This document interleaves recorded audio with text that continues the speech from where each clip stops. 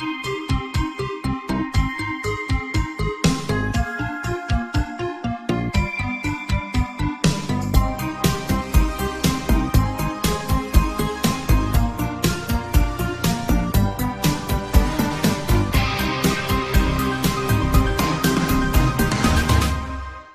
mystery at Bell Laboratories.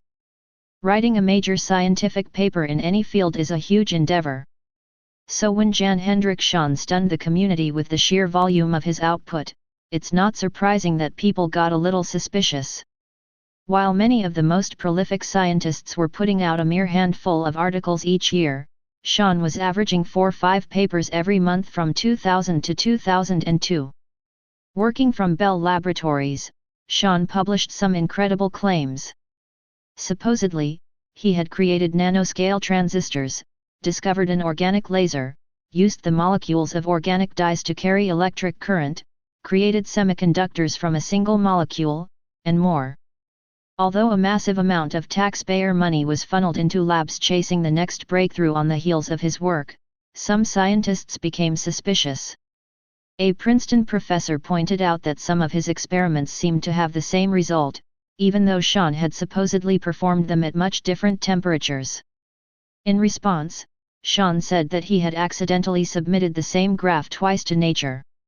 When other scientists tried to use his data to support their own work, they found an odd trend of duplicated data.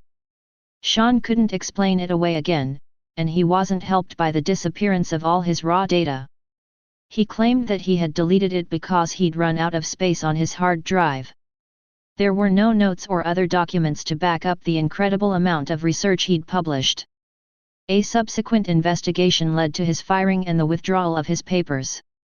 In 2011, a German court ruled that the University of Konstanz had the right to strip Schon of his PhD after learning that he had faked data in at least 17 papers while he worked as a researcher at Bell Labs. Or did he? As I said earlier, he announced in Nature that he had produced a transistor on the molecular scale.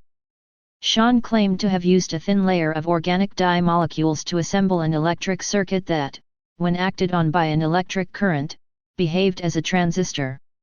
The implications of his work were significant. It would have been the beginning of a move away from silicon-based electronics and towards organic electronics. It would have allowed chips to continue shrinking past the point at which silicon breaks down, and therefore continue Moore's law for much longer than is currently predicted.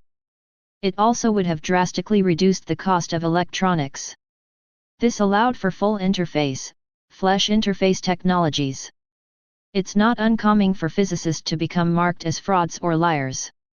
Some are even removed from the history books. Should I say his name? Dr. Edward Mantel. Stay paranoid, my friends.